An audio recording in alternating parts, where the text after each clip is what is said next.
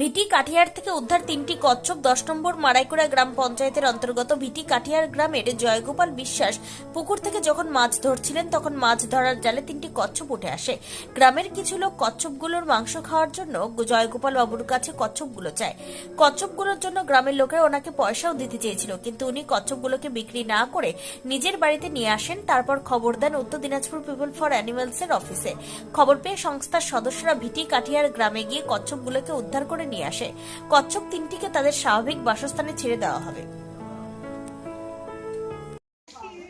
আচ্ছা দাদা, আপনার নামটা কি? আমার নাম জয়গোপাল বিশ্বাস। এই কচ্ছপটা কোথায় পেলেন আপনি? আমরা ওটা ইয়েতে আপনার হাটমনি শিব বাড়িতে পাইছি। মানে কি করে কচ্ছপগুলো পেলেন? আমরা জাল টেনেছিলাম, আচ্ছা, জালে উঠছিল, পাবলিক খাতে যাচ্ছিল, আমি খাতে দিই না, আমি চুপ করে ওটা নিয়ে আসছি বাড়িতে, আইনের পালছি। পালার পরে একটা চারি নিলাম 300 টাকা দিয়ে আমাদের পাড়ার লোকের কাছ থেকে, নিয়ে ওকে যত্ন সহ রেখেছি। আমি ইউটিউবিতে শুনে আবার বললাম যে কি খাওয়া যাবে, ও ইউটিউবিতে বলে দিল যে আপেল খাওয়াবা, ফুলকপি খাওয়াবা, তুমি টমেটো খাওয়াবা, ঘাস খাওয়াবা, ছোটো মাছ খাওয়াবা, এগুলো বলেছে।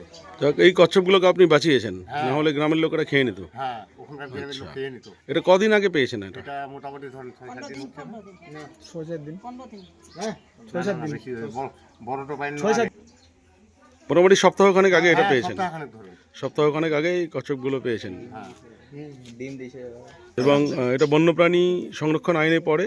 যদি কেউ কচ্ছপ এরকম পায় হঠাৎ করে, বন দপ্তরের সাথে যোগাযোগ করে তাদেরকে হস্তান্তরিত করে দেবেন, গ্রামের লোককেও বলবেন, ঠিক আছে?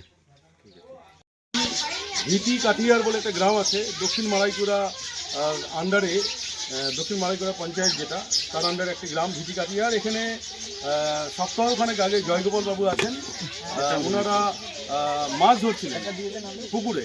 সেই সময় মাছের জালে এই 3টি কচ্ছপ এটা ফেঁসে যায়।